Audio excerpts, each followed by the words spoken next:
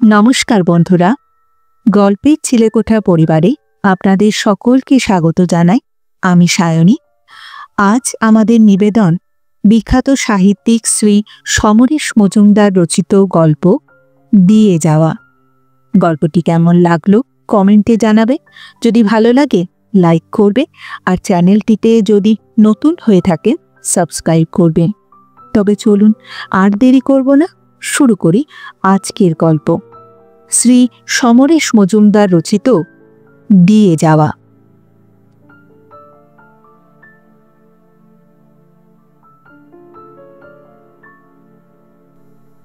মেঝেয় পাতা বিছানায় শোয়া বিজনের একদম অভ্যেস নেই। গায়ে পিঠে খুব বেদনা হয়ে যায়, অথচ এই ঘরে যে ছোট ডিভানটা রয়েছে তাতে দুজনের কুলোবে না। আর একটা খাট কিনতে হবে। বাইরের লোকজন এলে মুশকিলে পড়তে হয়। অবশ্য এর আগে এমন কেউ আসেনি যে নিজেদের শোয়ার খাট ছেড়ে দিয়ে ওদের বাইরের ঘরের মেঝেতে শুতে হয়েছে। বিজন মুখ ফিরিয়ে দীপাকে দেখল। শোয়ার ভঙ্গিতে মনে হচ্ছে ওর কোনো অসুবিধা হচ্ছে না, যেন এই রকম শক্ত মেঝেতে শুতে ও আজন্ম অভ্যস্ত। যেসব মেয়েরা প্রেম করে বিয়ে করে তাদের মনের জোর বোধ হয় খুব জোরালো হয়ে যায়। এতদিন যে কথাটা মনে হয়নি, ওদের এই দুঘরের ছোট্ট ফ্ল্যাটটাকে খুব ছোট মনে হচ্ছে এখন। মাত্র বছর দেড়েক ওদের বিয়ে হয়েছে, এখনো ভালো করে ঘরদোর সাজানো হয়নি। জিনিসপত্রে ঘর জুড়ে আছে, কিন্তু তবু সেই দেশলাই বাক্সের উপমাটাই বারবার মনে আসছে। বিছানা ছেড়ে উঠল বিজন। বড্ড গরম হচ্ছে। এ ঘরে ফ্যান নেই। ওদের যাবতীয় সম্পত্তি পাশের ঘরে, ওদের শোয়ার ঘরে। আলো না জ্বেলে ভেতরের বারান্দায় এলো ও। দরজা খোলার সময় শব্দ বাঁচাতে গিয়েও জোর শব্দ হলো। মাঝরাত্রের শব্দগুলোর প্রাণশক্তি যেন বহুগুণ বেড়ে যায়। কুঁজো থেকে জল গড়িয়ে খেতে খেতে মনে হলো পাশের ঘরেও ফ্যান ঘুরছে না। ছেলেবেলায় দেখেছে, ঘুমোতে ঘুমোতে দাদুর একটা হাত পাখাটাকে ঠিক নেড়ে যেত। কি মনে হলো বিজন ওদের শোয়ার ঘরে উঁকি দিল। দরজা বন্ধ করেননি দাদু। পর্দার ফাঁক দিয়ে ঘরটা বেশ দেখা যায়। ওপাশের জানলা দিয়ে ফিকে চাঁদের আলো ওদের খাটের বাজুতে এসে পড়েছে। সাদা ধবধবে বিছানায় দুই পা সোজা করে দাদু শুয়ে আছেন। দাদুর গায়ের রং অসম্ভব ফর্সা। এই 90 বছরেও রংটা মরেনি। জ্যোৎস্নায় মাখামাখি হয়ে গিয়ে কি রূপময় লাগছে তাকে এই মুহূর্তে। কিছুক্ষণ দাঁড়িয়ে ঘরে ফিরে এলো বিজন। দরজা বন্ধ করে বিছানায় শুয়ে ও বুঝতে পারল দীপা জেগে আছে। বিজন বলল, ঘুমাওনি? বড্ড গরম গো, ঘাড় গলা একদম জবজব করছে। বালিশের পাশ থেকে সিগারেটের প্যাকেটটা হাতড়ে একটা সিগারেট বার করল বিজন। মাঝরাত্রে ঘুম ভেঙে গেলে চট করে ঘুম আসতে চায় না। এই সময় সিগারেট খেতে মন্দ লাগে না। দেশলাইটা জ্বালাতেই অন্ধকার ছিটকে সরে গিয়ে আবার ছুটে এলো। শুয়ে শুয়ে সিগারেটে টান দিয়ে বিজন বলল, তোমার খুব কষ্ট হচ্ছে না? ধুত, দাদুর জন্য তো আলাদা করে কিছু করতেই হচ্ছে না। প্রথমে খুব ভয় পেয়ে গিয়েছিলাম, এখন দেখছি একদম মাটির মানুষ। তারপর একটু চুপ করে থেকে আদুরে গলায় বলল, এই আমাকে একটা টান দাও না। হাত সরিয়ে নিল বিজন। বলল, না, তোমার অভ্যেস হয়ে যাবে। বাঙালি মেয়ের সিগারেট খাওয়া কি আবার। তারপর আবার কি ভেবে দীপার হাতে সিগারেটটাও দিয়ে দিল। মাঝে মাঝে দীপার মাথায় এরকম ভূত চাপে। টেবিল থেকে সিগারেটের প্যাকেটটা দিয়ে যেতে বললে নিজেই ধরিয়ে এনে দেয়। এ নিয়ে অনেক ঠাট্টা করেছে বিজন। ব্যাপারটা সবটাই মজা দীপার কাছে। দীপার কাছ থেকে সিগারেটটা ফেরত নিতে নিতে বিজন বলল, এ সময় তোমার পেটে নিকোটিন যাওয়াটা ঠিক নয়, বুঝলে? কেন? পেটের ভিতর যিনি আছেন তিনি অসুস্থ হয়ে পড়তে পারেন। সঙ্গে সঙ্গে বিজনের কোমরে প্রচণ্ড চিমটি কাটল দীপা। প্রায় চিৎকার করেই উঠেছিল বিজন। দীপা চাপা গলায় বলল, বদমাস। খানিকটা বাদে আবার দীপা বলল, আমাদের এই শতবুদ্ধিটা একদম বোগাস। সামান্য কটা ঘায়ের জন্য ইঞ্জেকশন দিতে চায়, বোঝো? ওদের পাড়ার ডাক্তার এসকে রায়কে দীপা ঠাট্টা করে শতবুদ্ধি বলে। সামান্য জ্বরজারি হলেও ইঞ্জেকশন ছাড়া তিনি কথা বলেন না। অল্প পয়সায় চট করে অসুখ সেরে যায় বলে রুগী উপচে পড়ে। বেশিরভাগই গরিব গেরস্থ মানুষ। সেই শতবুদ্ধির কাছেই দাদুকে নিয়ে গিয়েছিল দীপা। দিন 7 আগে দাদুর বাঁ হাতের আঙুলের ফাঁকে ঘাটাকে আবিষ্কার করেছিল দীপাই। দাদু বলেছেন, বেশ কদিন ধরেই ওটা হয়েছে, সারছে না কিছুতে। দীপা 2-1টা মলম দিয়ে কমাতে না পেরে আজ শতবুদ্ধির কাছে নিয়ে গিয়েছিল। শতবুদ্ধি সব দেখে শুনে একটা ইঞ্জেকশনের কোর্স কমপ্লিট করতে বলেছিল। দীপা আপত্তি করায় একজন স্কিন স্পেশালিস্টকে দেখাতে বলেছে। বিজন অবশ্য এতটা গুরুত্ব দিতে রাজি নয় ব্যাপারটাকে, কিন্তু দীপার আবার ডাক্তার দেখানো ব্যারাম আছে। সামান্যতেই ফটফট করে। ওই ফোন করে অ্যাপয়েন্টমেন্ট করেছে তাই ডক্টর নাগের সঙ্গে। চাঁদনিতে বসেন ভদ্রলোক, দীপার বাবার বন্ধু। ফিস টিস কম নেবেন বোধহয়। অবশ্য দাদুর জন্য খরচা করতে ও পিছুপা নয়। উনি এসেছেন আজ 9 দিন হলো।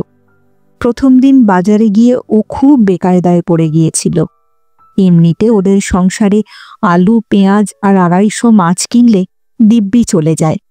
বেশি রান্নাবান্না ঝামেলা করতে চায় না দীপা। কলকাতার মেয়েরা বিয়ের আগে বড় একটা হেঁসেলের ধারে ঘেঁষি নাচে। অবশ্য দাদু মাছ, মাংস, ডিম কিছুই খান না। এই 90 বছর বয়সে ওর গলার খাদ্যনালী ছোট হয়ে এসেছে। শক্ত কিছু খেতে গেলে দম বন্ধ হয়ে আসে। একদম গলানো ভাত, ডাল আর একটা সেদ্ধ হলেই চলে যায়। তবে দুধটা চাই। ছেলেবেলায় দাদুকে রোজ শীতকালে 1 জামবাটি পায়েস খেতে রেখেছে বিজন। এখানে অবশ্য জামবাটি নেই।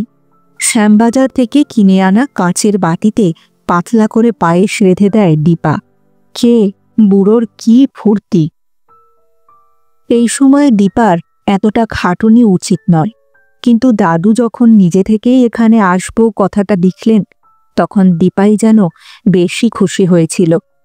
ওদের এই বিয়েটা বিজনের বাড়ির লোক সহজ চোখে নেননি। এমনকি বিজনের বাবাও অমত করেছিলেন প্রথমটায়। একমাত্র এই ঠাকুরদার চাপেই সবাইকে মেনে নিতে হয়েছে। কিন্তু মেনে নেননি কেউ। নিলে ছেলে সংসার গুছিয়ে দিতে কেউ না কেউ আসতই। শিলিগুড়ি থেকে কলকাতার দূরত্ব আর কতটুকু, কিন্তু এই 1.5 বছরে ওরা কেউ আসেনি বিজনের কাছে। মনে মনে একটা দুঃখ ছিল ওর। বোধহয় দীপা ব্যাপারটার জন্যে নিজেকে দায়ী করত। মুখ ফুটে বিজনকে অবশ্য বলেনি কিছু। তার সেই দাদু আসছেন শুনে যেন হাতে স্বর্গ পেয়েছিল ওরা। ওদের এই কলকাতার বাড়িতে দাদু আসা মানে ওদের সব অভাব পূর্ণ হয়ে যাওয়া।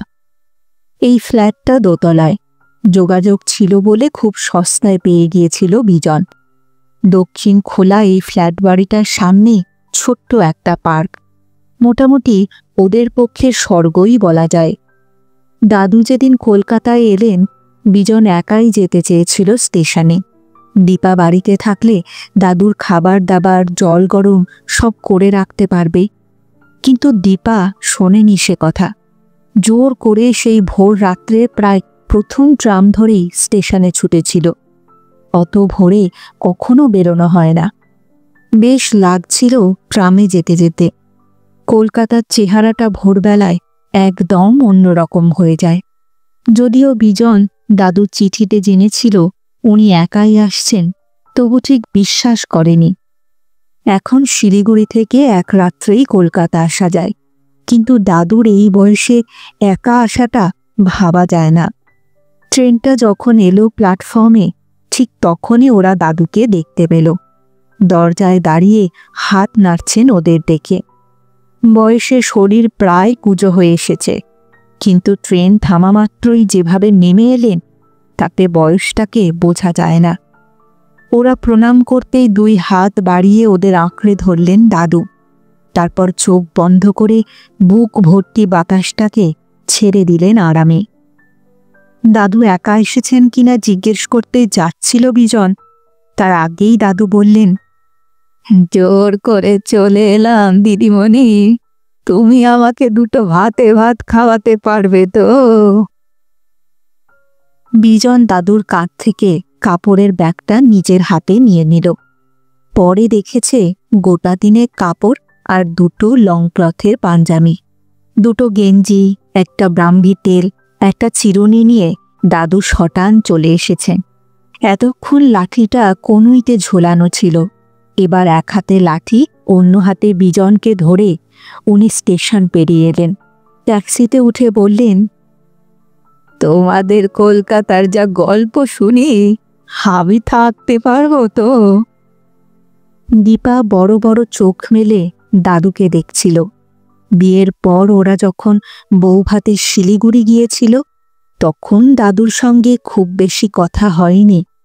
ওদের শিলিগুড়ির বাড়িতে দাদুর সঙ্গে কাকারা থাকেন। বিজনের বাবা দাদুর বড় ছেলে, সারা জীবন রেলে চাকরি করে যাচ্ছেন, এখন রিটায়ার করার মুখে গুয়াহাটিতে পোস্টেড। ছেলের বউভাতে বিজনের মাকে নিয়ে যেন কদিন শিলিগুড়িতে বেরিয়ে গেলেন। যা কিছু আয়োজন সব দাদুই ভার নিয়েছিলেন। দাদু রিটায়ার করেছেন প্রায় 30 বছর হল। সারা জীবন চাকরি করে যে অর্থ সঞ্চয় করেছেন তা 30 বছর থাকতে পারে না।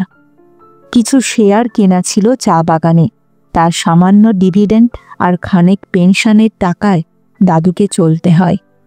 কাকারাই সংসার চালান, কিন্তু বিজন দেখেছে ওর কিছু ব্যাপার হলে দাদু কোথা থেকে টাকা এনে দরাজ হাতে খরচা করেন।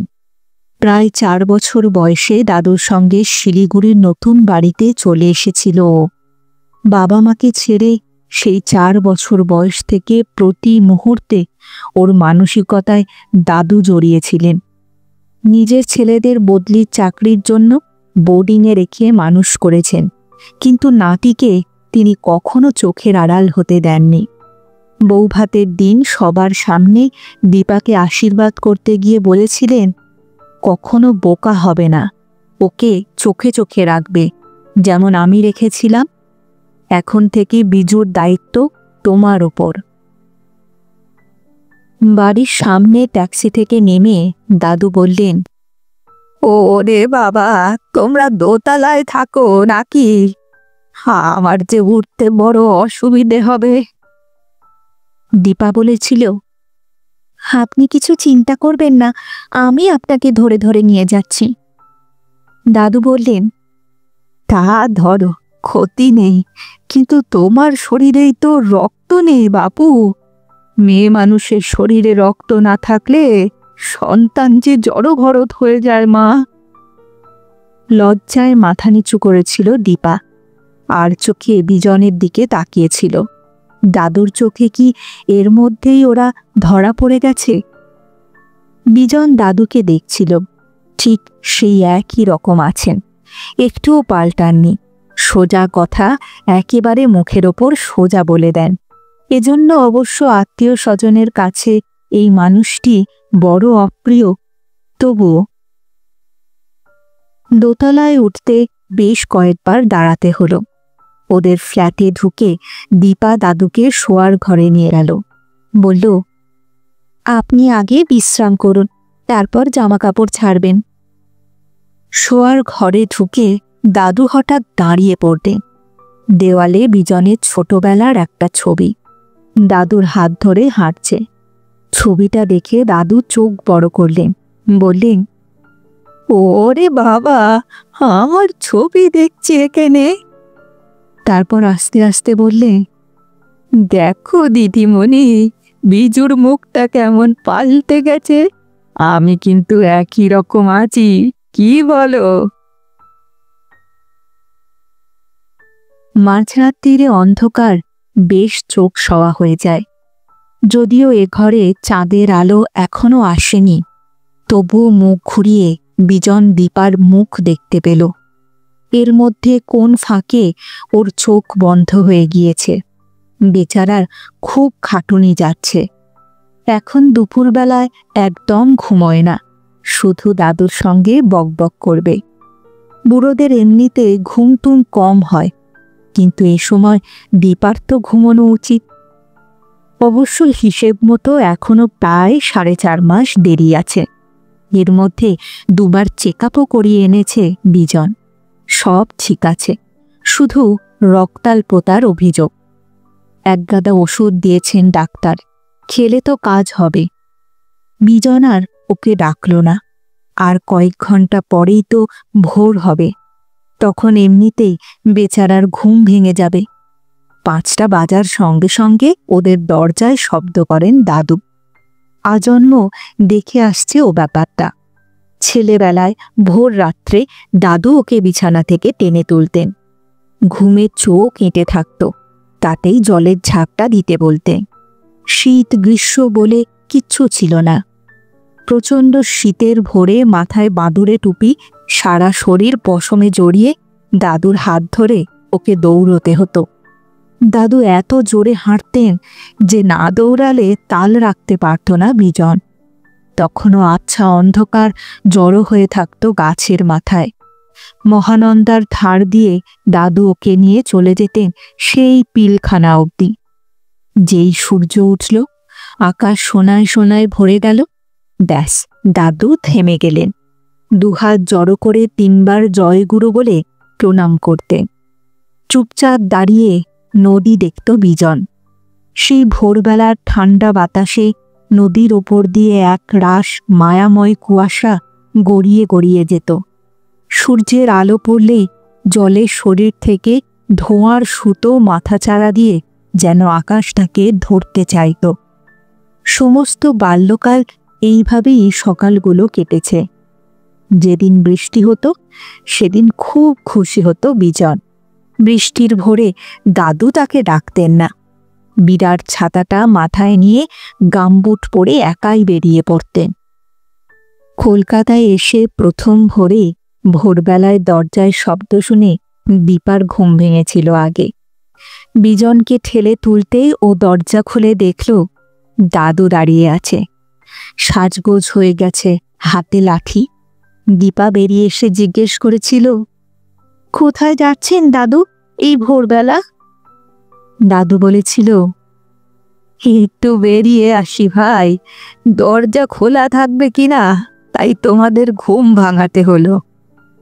বিজন বলল, এখানে তো কাছে পিঠে নদী নেই দাদু, গঙ্গা তো অনেক দূরে। নদীর কি সব সময় দরকার হয় নাকি?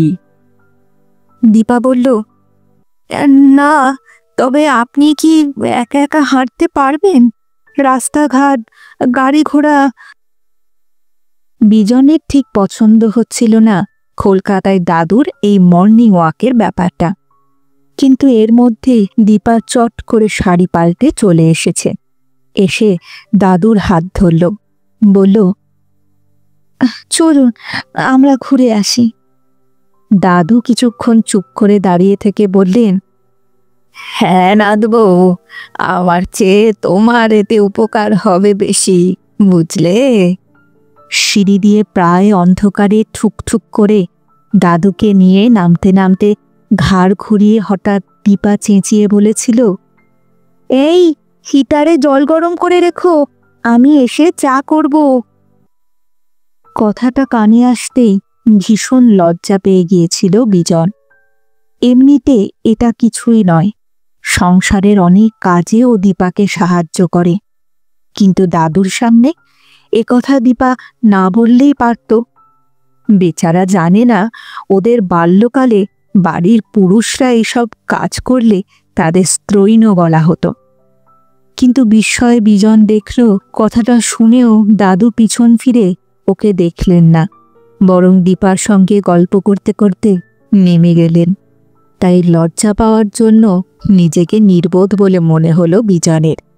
এখন প্রতিদিন ভোরে দীপা দাদুর সঙ্গে মর্নিং ওয়াকে যায়।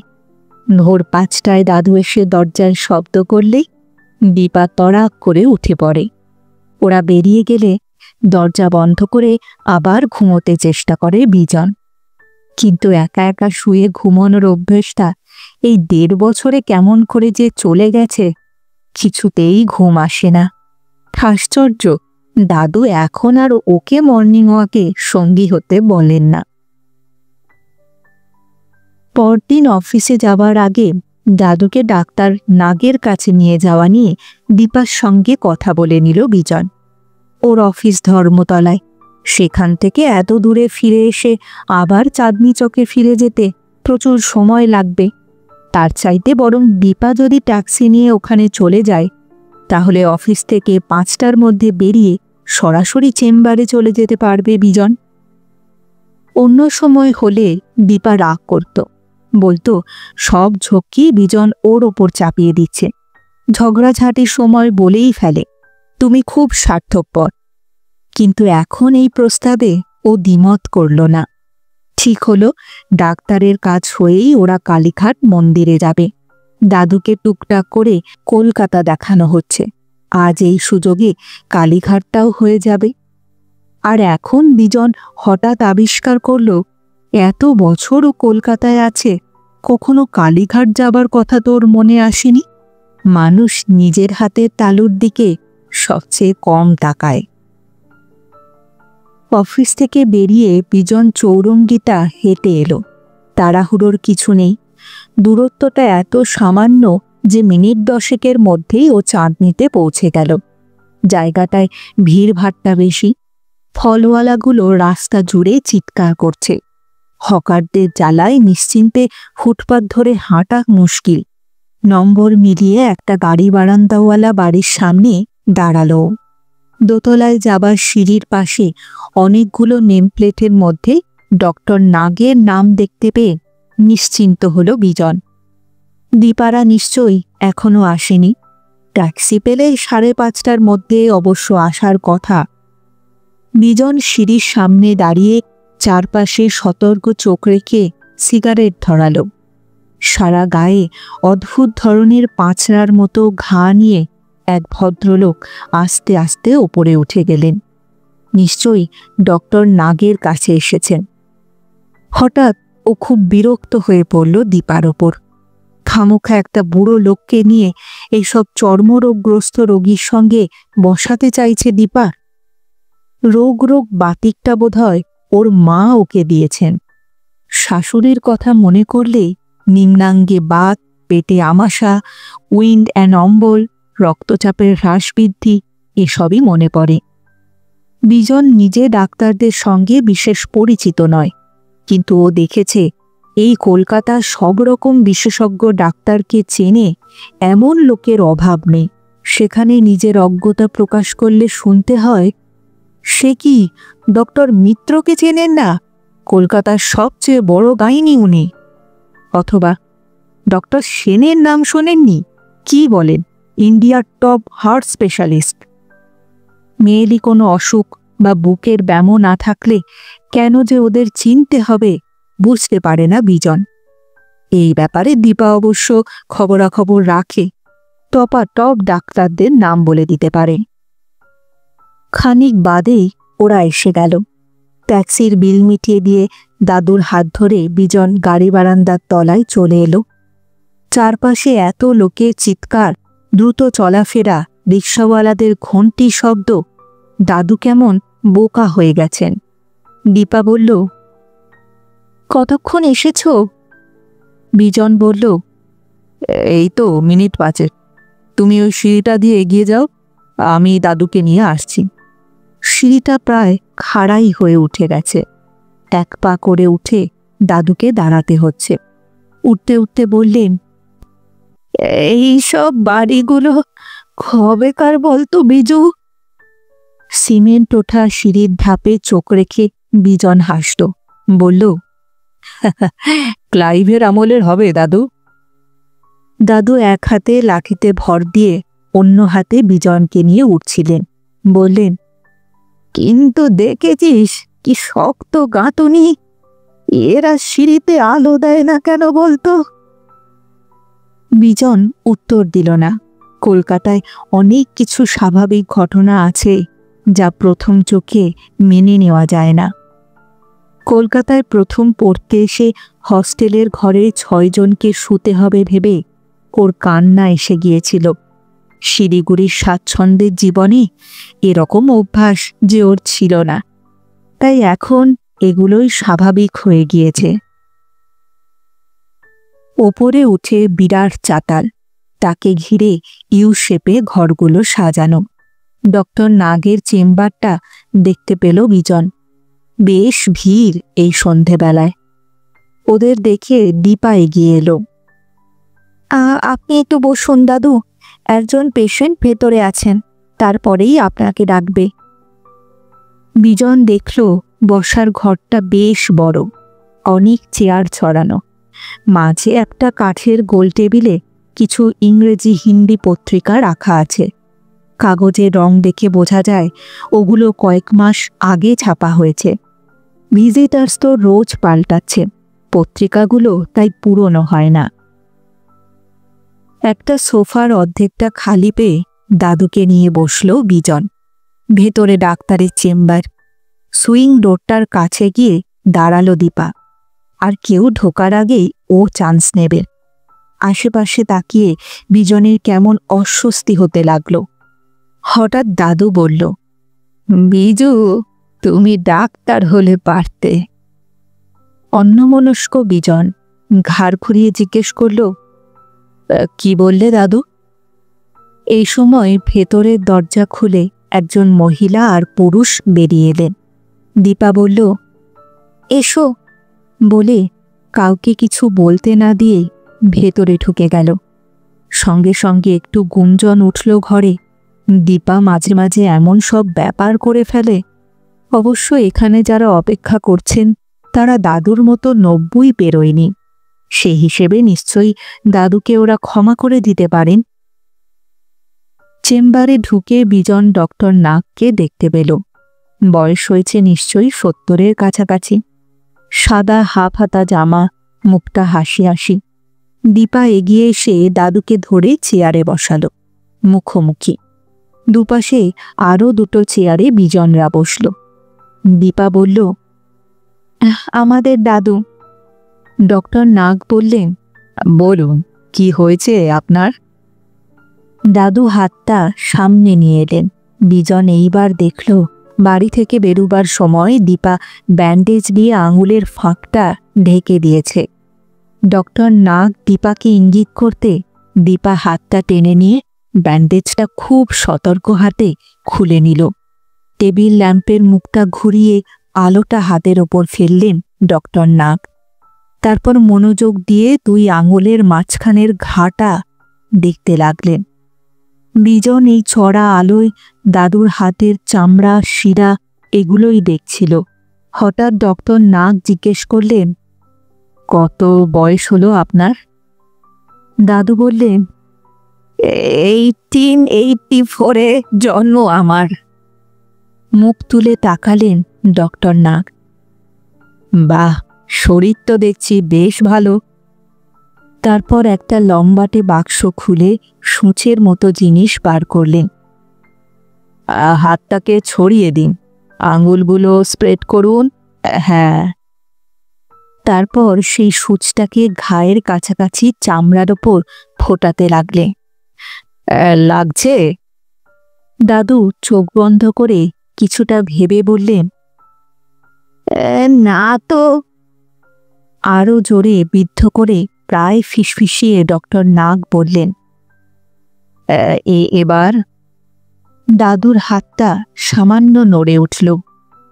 ডক্টর নাগ সোজা হয়ে বসে দাদুর মুখের দিকে তাকালেন খানিক। তারপর উঠে এসে টেবিল ল্যাম্পটাকে দাদুর মুখের ওপর ঘুরিয়ে দিলেন। দাদুর জিভ দেখলেন, ঝুঁকে পড়ে নাক আর কানও দেখলেন। তারপর দাদুর অজান্তে কানের লতিতে সেই সূঁচটা সামান্য ফুটিয়ে দিলেন। বিজন দেখল দাদুর শরীরে কোনো প্রতিক্রিয়া ঘটল না। পাশের বেসিনে হাত ধুয়ে এসে ডক্টর নাগ সিগারেট ধরালেন। এবার টেবিল ল্যাম্পটা তার সামনে মুখ ফেরানো। কিছুটা অন্যমনস্ক হয়ে থাকলেন ডক্টর নাগ। বিজনের মনে হলো ওকে যেন কেমন অন্যরকম লাগছে। দীপার দিকে বারবার তাকাচ্ছেন ভদ্রলোক। তারপর প্রেসক্রিপশন প্যাডটা টেনে নিয়ে অনেক ভেবেচিন্তে লিখতে লাগলেন। বিজন লক্ষ্য করেনি দীপা কখন ব্যাগ থেকে টাকা বের করে হাতে রেখেছিল। এখনও টাকাটা টেবিলের ওপর রেখে একটা পেপার ওয়েট চাপা দিয়ে দিল। ডক্টর নাগের হাবভাবে বিজন একদম স্বস্তি পাচ্ছিল না। দাদুর দিকে ও তাকালো। ও দেখল দাদু মুখ তুলে দেওয়ালে টাঙানো রামকৃষ্ণের ছবির দিকে তাকিয়ে আছেন। প্রেসক্রিপশনটা দীপার দিকে ভাঁজ করে এগিয়ে দিয়ে ডক্টর নাগ বললেন, অফ হ্যান্ড বলা মুশকিল। আপনারা ওকে ইমিডিয়েটলি একবার ট্রপিক্যালে নিয়ে যান, ওরা কারেক্ট ডায়াগনোসিস করবে। তবে আমার মনে হয় ওরা আমাকেই সমর্থন করবে। তারপর দাদুর দিকে তাকিয়ে বললেন, আপনি তো বাইরে থাকেন না, যে ওষুধ আর ইঞ্জেকশন দিলাম এগুলো নিয়মিত ব্যবহার করুন, ঠিক হয়ে যাবে। তবে কলকাতায় আর বেশি দিন থাকা বোধহয় উচিত হবে না। বাইরের জল হাওয়া শরীরকে অনেকখানি হেল্প করে। হঠাৎ বিজন দেখল দীপার হাত থরথর করে কাঁপছে, ওর মুখ সাদা হয়ে গেছে। হঠাৎ চোখ বন্ধ করে ফেলেছে ও, নিজেকে সামলাতে চেষ্টা করছে প্রাণপণ। দাদুও লক্ষ্য করছেন ব্যাপারটা। বিজন কিছু বলার আগে জিজ্ঞাসা করলেন, কি হয়েছে নাগবউ? ওরা উঠে বাইরে বেরিয়ে এলো। নিচের ফুটপাতে আসতেই ওরা আকস্মিকভাবে একটা ট্যাক্সি পেয়ে গেল। কোনো পেশেন্ট হয়তো এইমাত্র এলো ট্যাক্সিটায়। দাদুকে নিয়ে দীপা পেছনে বসল, বিজন সামনে। ট্যাক্সিওয়ালা কোথায় যাবে জিজ্ঞেস করায় দাদু বলল, বাড়ি ফিরে যাব বিজু, কালীঘাট না হয় অন্যদিন হবে। বিজন ঘুরে বসে হাত বাড়ালো দীপার দিকে। প্রেসক্রিপশনটা দাও তো। ব্যাগ খুলে প্রেসক্রিপশনটা নিষ্পৃহের মতো এগিয়ে দিল দীপা। বিজন সামনের দিকে ফিরে বসে ড্যাশবোর্ডের আলোয় কাগজের ভাঁজ খুলে ধরল। ডাক্তাররা যে কেন হাতের লেখাগুলো ভালো করে না, ও আজ অবধি যত হাতের লেখা দেখেছে তার মধ্যে বোধহয় ডক্টর নাগের হাতের লেখাটাই সবচেয়ে খারাপ। মুহূর্তে বুকের মধ্যে ধক করে উঠল ওর। সমস্ত শরীর জুড়ে একটা হিমস্রোত চলকে চলকে উঠল যেন। শব্দ দুটোর ওপর চোখ রেখে ওর চোখ ফেটে জল এসে গেল। Dry leprosy. ট্যাক্সির ভাড়া চুকিয়ে দিয়ে বিজন দেখল দাদু বেশ সোজা হয়ে লাঠি হাতে ঠুকঠুক করে উপরে উঠে যাচ্ছেন। পেছনে দীপা। এর আগে সিঁড়ি দিয়ে ওঠার সময় অন্তত উনি দীপার হাত ধরতেন, নইলে হাঁটু কাঁপে তার। কিন্তু এখন তাকে আরও শক্ত মনে হলো। ওপরে এসে বিজন শোবার ঘরে ঢুকল না। দীপা এসে বলল, দাদু একটু একা থাকতে চাইছেন, রাত্রে শুধু দুধ খাবেন বলেছেন। বিজন কিছু বলল না। দীপা কিছুক্ষণ চুপচাপ দাঁড়িয়ে বাথরুমে চলে গেল। ওর যাওয়ার ধরনটা ভালো লাগলো না বিজনের। বিজন জানলার পাশে বসে সিগারেট ধরালো। এখান থেকে সামনের পার্কের একটা কোণ দেখা যায়। ইলেকট্রিক আলোর তলায় বসে একটা ফুচকাওয়ালা ভিড় জমিয়ে বিক্রি করে যাচ্ছে। কয়েকজন পরিচিত মুখ বৃদ্ধ বেঞ্চিতে বসে। পার্কটা এখন একদম শান্ত, চুপচাপ। তাকিয়ে থাকতে থাকতে একসময় ঝাপসা হয়ে গেল পার্কটা। ও যেন স্পষ্ট দেখতে পেল লাঠি হাতে দাদু দ্রুত হেঁটে যাচ্ছেন। তার 7 বছরের ছোট্ট বিজন দৌড়ে দৌড়ে তার সঙ্গে তাল রাখতে চাইছে। দাদুর কথা মনে হলে এই ছবিটাই ওর সামনে চলে আসে। আর ছোটবেলায় দাদুর গায়ের গন্ধ না পেলে ওর ঘুম আসত না। দীপাকে বিয়ে করার সময়ও এই মানুষটি তার বিরাট হাত দিয়ে সমস্ত বাধা আড়াল করে দাঁড়িয়েছিলেন। কুষ্ঠ হলে মানুষ মারা যায়? নিশ্চয়ই যেত কখনো, কিন্তু এখন এখন তো কতই ওষুধ বেরিয়েছে। ওর মনে আছে একবার দাদুর সঙ্গে বর্ষাকালে তিস্তা পেরুচ্ছিল বিজন, নৌকায় গাদাগাদি করে মানুষ বসে, মাথার ওপর বর্ষার মেঘ ঝুলে আছে। ভিজে হাওয়ার দাপটে ছুটন্ত ঢেউগুলোর ফাঁক দিয়ে নৌকো নিয়ে যাচ্ছিল মাঝি। যাত্রীরা কেউ কথা বলছিল না। মাঝে মাঝে বুড়ো হালের মাঝি আকাশের দিকে মুখ তুলে চিৎকার করে উঠছিল, তিস্তা মায় কি জয়। টলমলে নৌকোয় দাদুর কোমর জড়িয়ে বসেছিল বিজন, বুকের মধ্যে শিরশিরানি ভয়। হঠাৎ নৌকোটা খুব বড় একটা ঢেউয়ের মাথায় চড়ে বসে প্রায় কাত হয়ে পড়ল। অনেকখানি জল ছিটকে এলো ওদের গায়ে। গেল গেল চিৎকারের সঙ্গে বিজন দেখল একটা লোক তার পিছন থেকে ঝুপ করে জলে পড়ে গেল, আর একটু হলেই নৌকোর তলায় চলে যেত সে। দাদু চকিতে হাত বাড়িয়ে তার জামা ধরে ফেললেন। তারপর অনেক কষ্টে যখন তাকে টেনে উপরে আনলেন দাদু, তখন শিউরে উঠেছিল বিজন। লোকটার নাক কান গলে গেছে, মাথায় চুল নেই, আঙুল না থাকায় নৌকো ধরে বসতে পারেনি। ওর মনে পড়ল নৌকোতে ওঠার সময় সে ঘোমটা দিয়ে বসেছিল, বোধহয় কাউকে নিজের চেহারাটা দেখাতে চায়নি। আর দাদু যখন তাকে টেনে তুলেছিল তখন কেউ তার সাহায্যে হাত বাড়াতে চায়নি। খুট করে আলোটা জ্বলে উঠতেই চমকে উঠল বিজন। দীপা ঘরে এসেছে কখন? বলল, অন্ধকারে বসে আছো যে? বিজন দেখল দীপার চেহারাটা একদম পাল্টে গেছে, এবং এতক্ষণ পরে এই প্রথম দীপার পেটের দিকে তাকিয়ে হঠাৎ নাড়া খেল। ডক্টর নাগ প্রেসক্রিপশনে আন্ডারলাইন করে লিখেছেন একদম সংক্রামক নয়, কিন্তু কিছু কি বলা যায়? খুব আস্তে আস্তে বিজন বলল, কি যে হয়ে গেল। দীপা বলল, একা বসে থেকো না, দাদু না চাইলেও তোমার ওই ঘরে যাওয়া উচিত।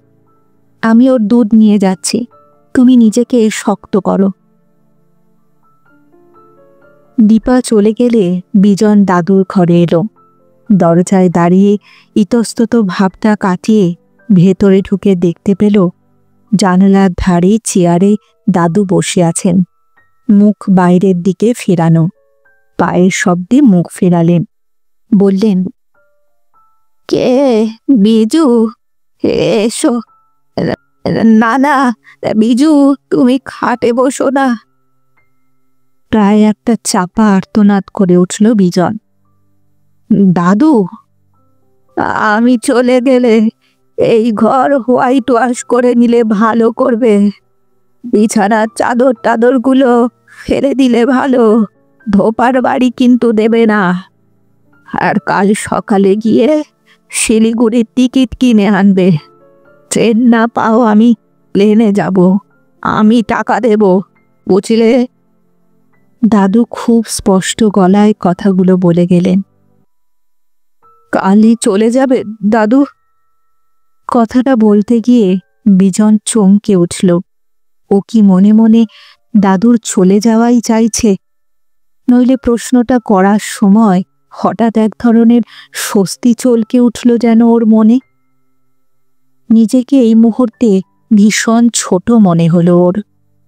দাদু ওর মুখের দিকে তাকালেন, বললেন, হ্যাঁ, এই মুহূর্তে আমার শিলিগুড়িতেই যাওয়া প্রয়োজন। কিন্তু দাদু, ডাক্তার তো তোমাকে ট্রপিক্যালে দেখাতে বলেছে। ওখানে দেখানোর আগে অসুখ সম্পর্কে নিশ্চিত করে তো। দাদু আবার জানলা দিয়ে বাইরে তাকালেন।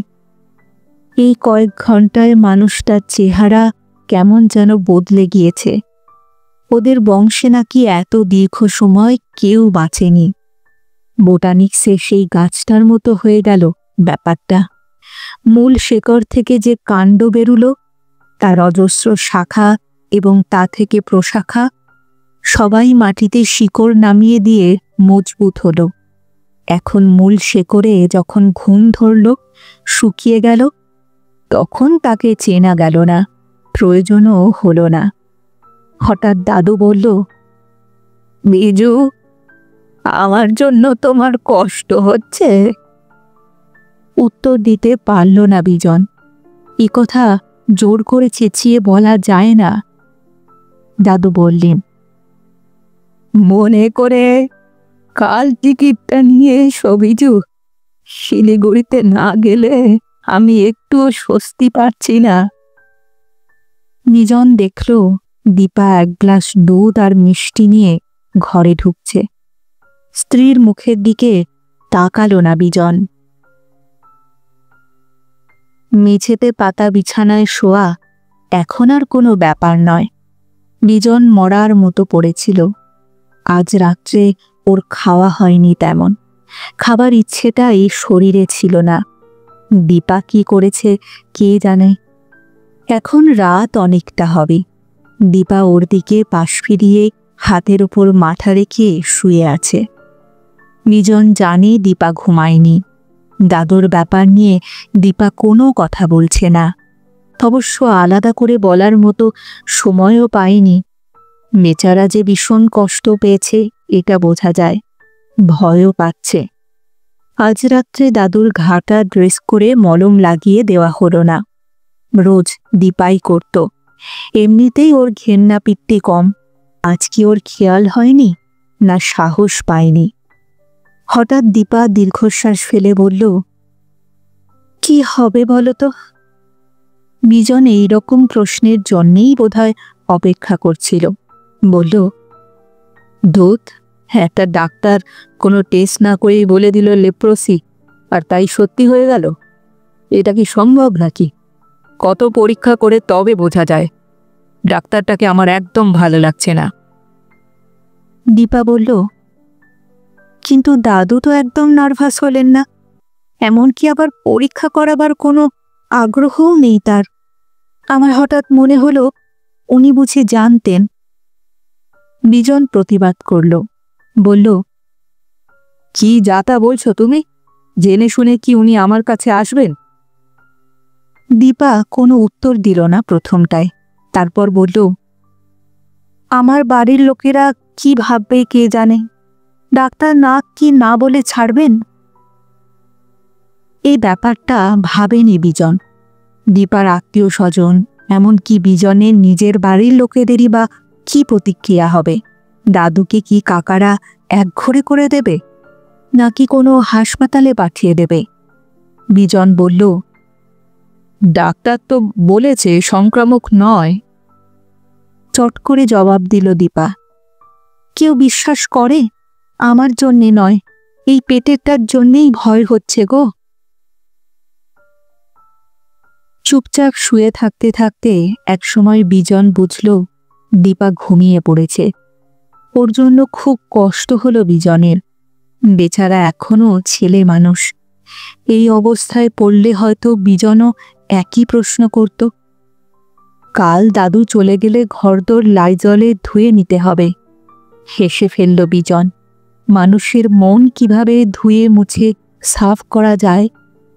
শেষ পর্যন্ত ঘুম এলো না ওর। বিজন জানলায় উঠে বসে সিগারেট ধরালো। জ্যোৎস্নার রং ফিকে হয়ে আসছে। সামনের পার্কটায় একটা ভিখিরি গোছের লোক কুণ্ডলি পাকিয়ে শুয়ে আছে। এখন কোথাও কোনো শব্দ নেই। কলকাতা মাঝে মাঝে কেমন শান্ত হয়ে যায়। দীপার দিকে তাকালো। ঝাপসা অন্ধকারে ওকে একটা বাচ্চা মেয়ের মতো দেখাচ্ছে। ঘুম এলো না বিজনের। মাঝরাত্রির পেরোলে শব্দটা বড় শক্তিশালী হয়। খুট শব্দটা যত সতর্কই হোক না কেন, বিজনের কান এড়ালো না। কিন্তু এখন তো ঠিক মাঝরাত্রির নয়। বসে বসে ঢুলুনি এসেছিল বিজনের। শব্দটা শুনে চটকা ভেঙে বাইরে তাকালো। আকাশের চেহারাটা দুহাতের মুঠোয় আদর করে ধরে রাখার মতন। দীপা এখনো ঘুমোচ্ছে সেই একই ভঙ্গিমায়। বিজন উঠে সন্তর্পণে দরজা খুলল। চোরফোর আসতে পারে। কিন্তু বাইরে পা বাড়াতেই থমকে দাঁড়ালো। পাশের ঘরের দরজা সন্তর্পণে বন্ধ করছেন দাদু।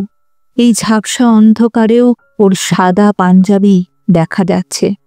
ঘুরে দাঁড়াতেই বিজনের সঙ্গে চোখাচোখি হলো ওর।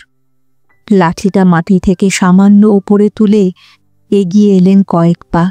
বললেন, তোমার এখানে লাস্ট মর্নিং ওয়াকটা করেই আসি, কি বলো বিজু? ও অবাক হয়ে তাকাতে গিয়ে লাস্ট শব্দটার কথা ভাবল। নিজেকে শেষ করে দেবেন বলেই কি এমন চোরের মতোই বেরিয়ে যাচ্ছিলেন দাদু? এখনো তো ভোর হয়নি দাদু। বাইরের দরজার কাছে এগিয়ে দাঁড়ালেন দাদু। বললেন, দেরিও নেই, তুমি আমাকে আর রাত চিনিও না। নাত বউকে আর কষ্ট দিও না আজ, আমি একাই ঘুরে আসি। দাদুকে দরজা খুলে সিঁড়িতে দাঁড়াতে দেখে বিজন বাইরে বেরিয়ে এলো। বাইরে থেকে দরজাটা ভালো করে বন্ধ করে দাদুর পাশে গিয়ে দাঁড়ালো। বলল, আমি আমি তোমার সঙ্গেই যাব দাদু। সে কি, দরজা খোলা রইল যে? কিছু হবে না, তোমার যে আর অভ্যেস নেই। দাদুর কোনোই ধরল বিজন। অত্যন্ত সাবধানী পায়ে দাদুকে নিয়ে নিচে নামিয়ে আনলো বিজন। রাস্তায় এখন ঠান্ডা হাওয়া বইছে। চারিধারের বাড়িগুলো ভীষণ রকম চুপচাপ। পার্কের ঘাসে ইলেকট্রিক আলো ক্যাটক্যাটে হলদে নিয়ে মুখ থুবড়ে আছে। এত ভোরে অনেক দিন ওঠা অভ্যাস নেই ওর। অবশ্য আজকে ঠিক ওঠা বলা যায় না। দাদু বললেন, এসো, এই রাস্তায় পায়চারি করি। হঠাৎ দাঁড়িয়ে গেল বিজন। দাদু, আজ নদীর ধারে যাবে? বৃদ্ধ অবাক হয়ে তাকালে। নদী? সে তো অনেক দূর। বেশি দূর না, আমি অবশ্য কোনোদিনও যাইনি। বিজন দাদুকে নিয়ে হাঁটতে শুরু করল। পালা পার্বণের দিন এই রাস্তা দিয়ে মেয়েদের গঙ্গা স্নানে যেতে রেখেছে ও। বিজন সামনে হেঁটে যাচ্ছে, পেছনে লাঠি হাতে দাদু। ফুটপাতে লাঠির শব্দ উঠছে। এই নির্জন শেষ রাত্রে শব্দটা শুনতে শুনতে বিজন হাঁটছে। বড় রাস্তায় এসে একটা রিক্সাওয়ালাকে দেখতে পেল বিজন। কেমন হেলতে দুলতে যাচ্ছে। যাওয়া আসার ভিত্তিতে ওরা রিক্সা নিল। বাড়ি ফিরে ভাড়া দেবে। দিনের প্রথম সওয়ারি নিয়ে রিক্সা ছুটছিল গঙ্গার দিকে। রাস্তায় এখন দু একজন মানুষ দেখা যাচ্ছে। অন্ধকারের চুবড়িটা এখনো উপুর করা। গঙ্গার পাড়ে এসে ওরা রিক্সা থেকে নামল। দাদু বললেন, বাহ! বিজন দেখল দাদু বেশ শক্ত মানুষের মতো লাঠি দুলিয়ে হেঁটে যাচ্ছেন নদীর পাড় ধরে। বিজন তাল রাখতে পারছিল না। সেই ছোটবেলায় যেমনটি হতো। আকাশের রং পাল্টে যাচ্ছে এখন। পূব দিকটা সদ্য জন্মানো বাচ্চার মতোই লাল হাতের মুঠো খুলছে। খানিক বাদে মুঠো মুঠো সোনা ছুঁড়ে ছুঁড়ে দেবে আকাশময়। সেই ব্রাহ্ম মুহূর্তে দাদু দাঁড়িয়ে গেলেন পূব মুখ। হঠাৎ ও শুনল দাদু ডাকছেন, বিজু। দুহাতের মুঠোয় লাঠিটাকে ধরে দাদু বললেন, দেখছো রাতটা কেমন খসে খসে পড়ছে? আমরা বলি ভোর হচ্ছে। আমার শরীর যদি খসে খসে পড়ে তখন তুমি কি বলবে? বড় ভার জমে যাচ্ছে ভাই, এই এতগুলো বছরের ভার। তবু তো অভিজ্ঞতার শেষ হয় না।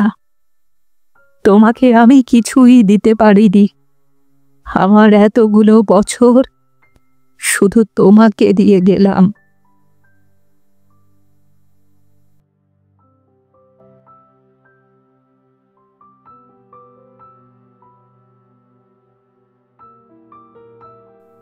শুনছিলেন আজকের গল্প শ্রী সমরেশ মজুমদার রচিত দিয়ে যাওয়া। ফিরে আসছি আরেকটি নতুন গল্পের সঙ্গে কিছুদিনের মধ্যেই। ততদিন ভালো থাকবে, সুস্থ থাকবে এবং গল্পে থাকবে। আর আমার গল্প পাঠ ও উপস্থাপনা যদি ভালো লাগে তাহলে লাইক আর কমেন্ট করতে ভুলবেন না। আর চ্যানেলটিতে যদি নতুন হয়ে থাকেন সাবস্ক্রাইব করবেন। তাহলে আজ এখানেই বিদায় নিচ্ছি। আবার দেখা হচ্ছে। নমস্কার।